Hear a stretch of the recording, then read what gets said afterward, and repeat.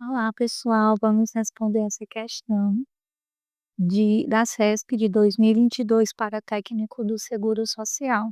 Diz o seguinte: as atividades de saúde são de relevância pública e sua organização obedecerá a diversos princípios reitores, entre os quais o acesso universal, a descentralização com direção única em cada esfera e a participação da iniciativa privada na assistência à saúde, desde que obedecidos os princípios constitucionais.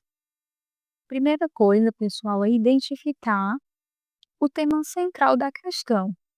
Após analisar, eu destaquei aqui duas palavras-chave que são importantes para resolver a questão. Ou seja, a questão ela trata sobre saúde e mais precisamente sobre os princípios relacionados à saúde. Então vamos lá.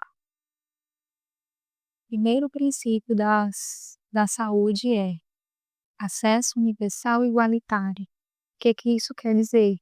Que todo mundo tem direito à saúde pública no Brasil. Esteve no Brasil, não importa se é brasileiro, se é estrangeiro, se está de passagem, se está definitivo, não importa.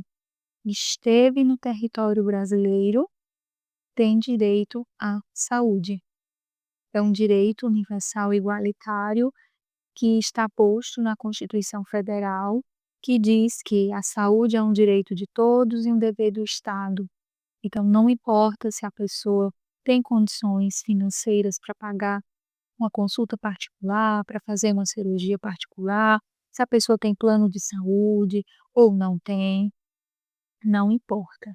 Esteve no Brasil, está no Brasil, é condição suficiente para ter acesso à saúde pública. Não precisa pagar para ter acesso à saúde no Brasil. Mesmo que a pessoa tenha condições, ela pode se dirigir a uma instituição de saúde pública no Brasil que ela deve ser atendida, porque é um direito de todos e um dever do Estado garantir saúde para todos. O segundo princípio é o provimento das ações e serviços através de rede regionalizada e hierarquizada, integrados em sistema único. Quando o texto aqui fala sobre rede regionalizada, significa que o SUS ele é organizado em regiões, não por municípios isolados, mas sim por regiões. Por quê? Porque nem toda cidade consegue oferecer todos os níveis de serviço. Então, pode ter, por exemplo, uma cidade pequena que tem apenas uma unidade básica de saúde, que é chamada de UBS. A cidade vizinha a essa cidade, por exemplo, pode ter um hospital de média complexidade. E pode ser que só na capital daquele estado haja um serviço de alta complexidade, um serviço de saúde de alta complexidade. Então, por conta dessas situações que nem todo lugar vai ter todos os serviços necessários, é que há essa questão da regionalização, dos serviços para atender. Então, são chamadas de regiões de saúde, né. Então, por exemplo, sua cidade, ela pode ter só um posto de saúde, uma UBS. Então, para fazer uma cirurgia ortopédica, pode ser que seja necessário encaminhar o paciente para uma cidade polo daquela região. Então, entende-se dessa forma que há essa conexão entre cidades que fazem parte daquele polo. Quando ele trata de hierarquização, né, hierarquizada, essa rede hierarquizada, quer dizer que a saúde ela é organizada por serviços, por níveis de complexidade dos serviços. Como assim?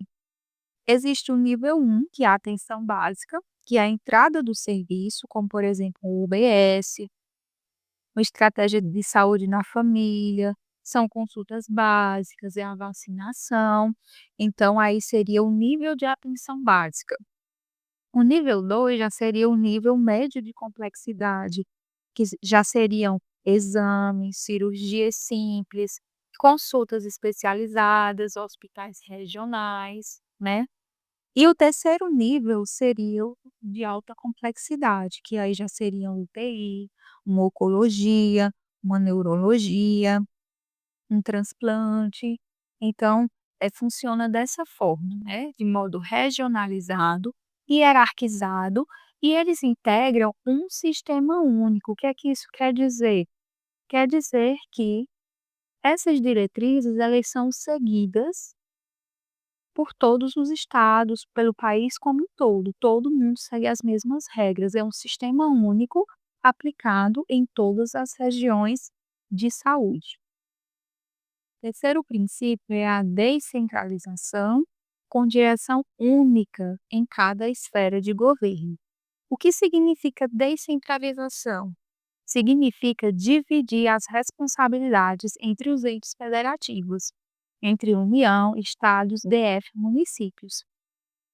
Em vez de tudo ser decidido pela União, as ações de saúde elas são distribuídas para ficar mais perto da população. Vamos refletir aqui. O que é que você acha? É mais fácil o município, a Secretaria Municipal de Saúde, entender quais são as necessidades relacionadas à saúde daquele município, ou a União, que está lá em Brasília, saber quais são as necessidades daquele município específico que talvez esteja até bem distante de Brasília. O que é que vocês acham? É claro que a a Secretaria de Saúde Municipal, ela vai entender muito mais quais são as necessidades da população daquele município do que a União. Sendo assim, a descentralização, ela é muito boa nesse sentido, porque vai permitir que o gestor local, ele possa encontrar as necessidades e dizer: "Nós vamos investir nessa área da saúde porque está em vulnerabilidade", por exemplo. Então, por isso, essa importância de descentralizar para tornar a as ações de saúde mais próximas da população. Então, pessoal, no SUS funciona assim: a União é a parte estratégica e financeira geral. Os estados coordenam regionalmente e dão apoio. E os municípios fazem um atendimento direto, principalmente relacionado à atenção básica, certo? Quando se fala em direção única em cada esfera do governo, significa que há um único diretor, ou seja, uma única secretaria, um único ministério responsável naquele ente, certo? Por exemplo, na União, quem é responsável pela saúde? É o Ministério da Saúde. Nos estados, são as secretarias estaduais de saúde. E no município, a Secretaria Municipal de Saúde. Então, perceba que há um único diretor, que seria, no caso aqui, o Ministério da Saúde a nível federal e as secretarias de saúde a nível estadual e municipal. Por que, pessoal, que é importante que haja essa direção única em cada esfera do governo?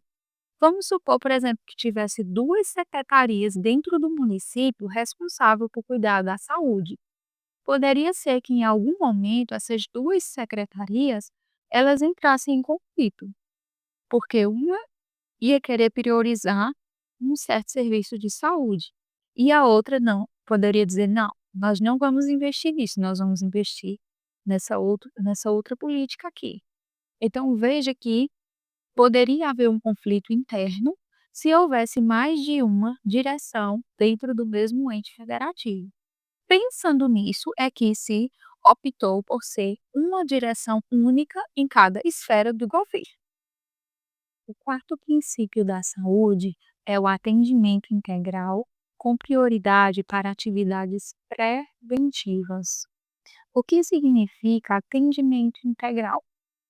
Significa cuidar da pessoa por inteiro e não só na doença. Então, isso inclui a promoção da saúde, a prevenção de doenças, o diagnóstico, o tratamento, reabilitação, ações individuais e coletivas, ou seja, integralmente eu tenho que cuidar da população quando se trata de saúde, em todos os âmbitos. E o que significa prioridade para atividades preventivas? Existe um ditado muito famoso que diz que é melhor prevenir do que remediar. Então, isso cabe perfeitamente aqui. É mais barato para o SUS prevenir, ou seja, previamente cuidar da população através de iniciativas, de campanhas, de conscientização da população sobre os cuidados relacionados à saúde, do que tratar uma doença que já está instalada. Então, a intenção é evitar que a população adoeça para não ter que gastar mais com tratamento. Então, são prioridades aqui relacionadas à prevenção de doenças, é a vacinação, é o pré-natal, o combate ao mosquito da dengue, orientações sobre alimentação saudável, acompanhamento de hipertensos e diabéticos, rastreamento de câncer, como por exemplo, câncer de mama, do colo do útero. Então, aqui são alguns exemplos de situações voltadas para a prevenção de doenças e assim evitar gastos maiores com tratamento, certo?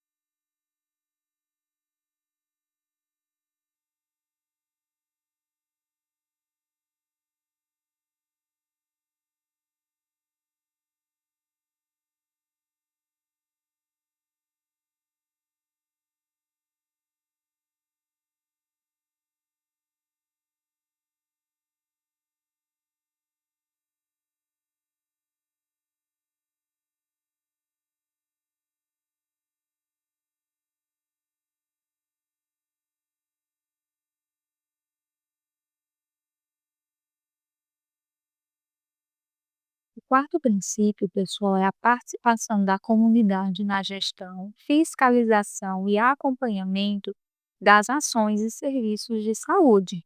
O que significa esse princípio? Significa que a população tem o direito e o dever de participar da gestão, da fiscalização, da avaliação e do acompanhamento das ações e serviços de saúde. É o que chamamos de controle social do SUS. Ou seja, a comunidade, ela não é apenas o usuário, ela também participa das decisões. Até porque nós sabemos que a saúde, ela é financiada por impostos. Quem paga impostos é a população.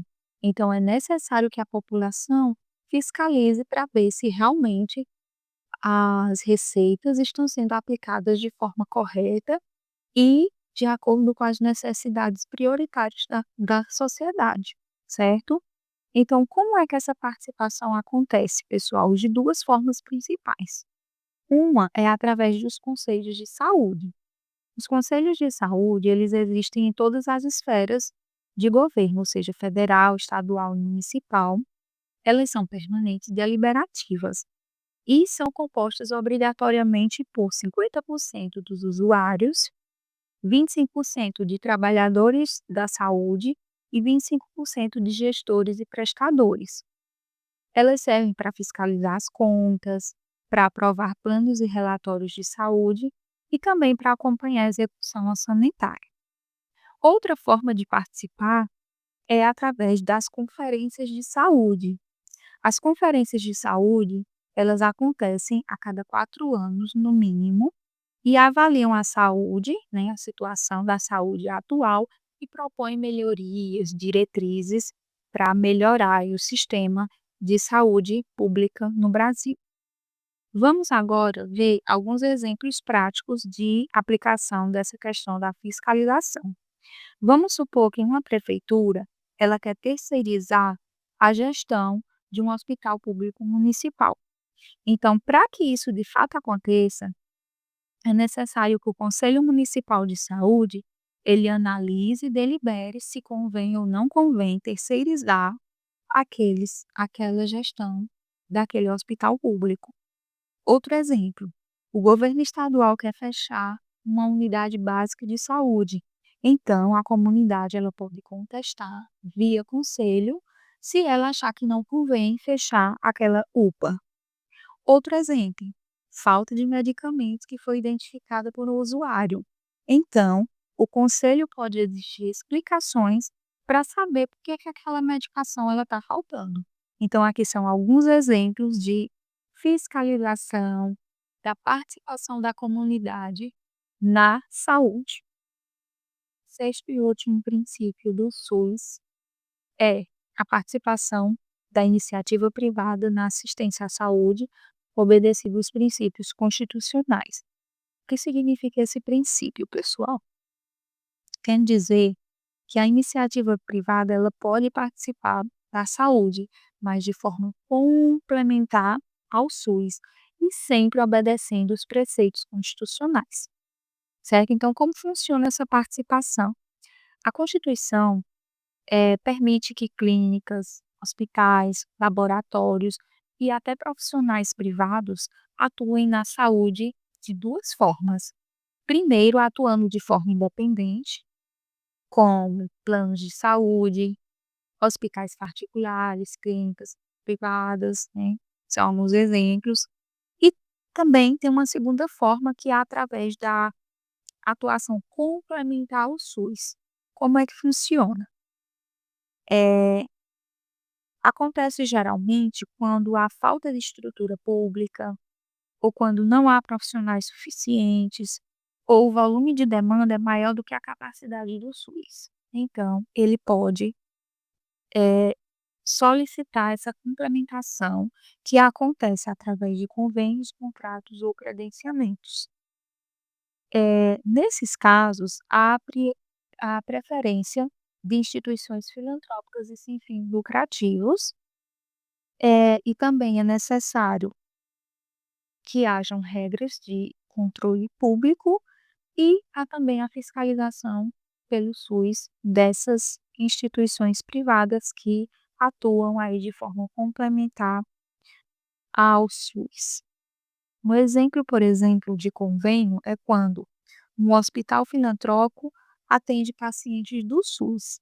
Então percebam que aqui ele atua com a participação complementar e essa participação complementar ela é paga através de repasses, que é feito com base na produção, ou seja, o pagamento é por produção. Existem também as contratações temporárias, né, que podem ocorrer, por exemplo, quando o município ele contrata um laboratório privado para fazer análise de exames laboratoriais, porque ele não tem um laboratório próprio, ou porque ele até tem, mas não está dando conta da demanda, né.